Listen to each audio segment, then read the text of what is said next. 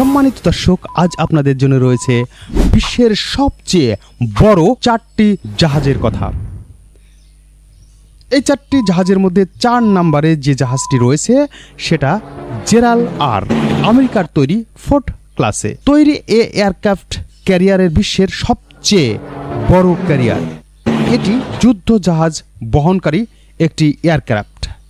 এই ক্রাফটে 75টিরও বেশি যুদ্ধ বিমান বহন করতে পারে। 56 কিলোমিটার বেগে চলতে পারে এটি।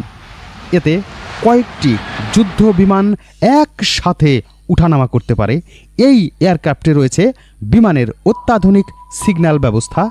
এই জাহাজ থেকে অতি সূক্ষ্মভাবে লক্ষ্যবস্তুতে আঘাত হানতে পারে মিসাইলগুলো। আমেরিকান মিলিটারি দ্বারা পরিচালিত করা হয়। এতে রয়েছে অত্যাধুনিক টেকনোলজি ব্যবস্থা। জেরাল্ড আর এই জাহাজটি ছিল 4 নম্বরে। 3 নম্বরে রয়েছে কোন জাহাজটি?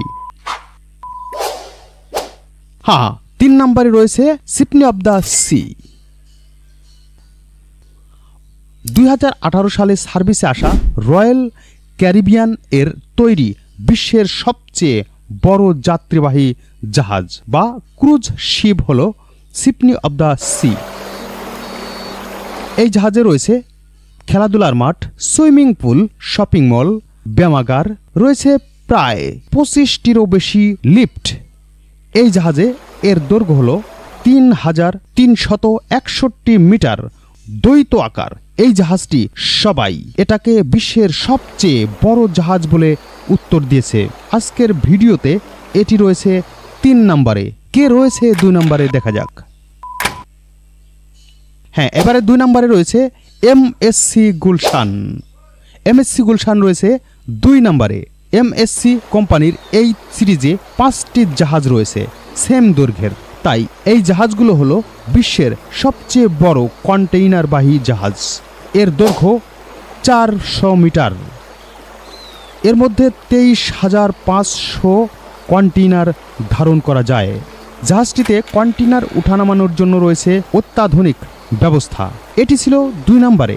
1 নম্বরে রয়েছে কোনটি? Seawise Giant. Seawise Giant রয়েছে 1 নম্বরে। মানব ইতিহাসে তৈরি সবচেয়ে বড় জাহাজ এটি। পৃথিবীর সবচেয়ে বড় অয়েল ট্যাঙ্কার। 1979 সাল থেকে 2009 সাল পর্যন্ত এটি ছিল সার্ভিসে। পরে এই জাহাজটি আবারও 4 বার মেরামত করা হয় এবং নাম পরিবর্তন করা হয়। জাহাজটি তৈরি হয় জাপানে। এর দৈর্ঘ্য 458 মিটার।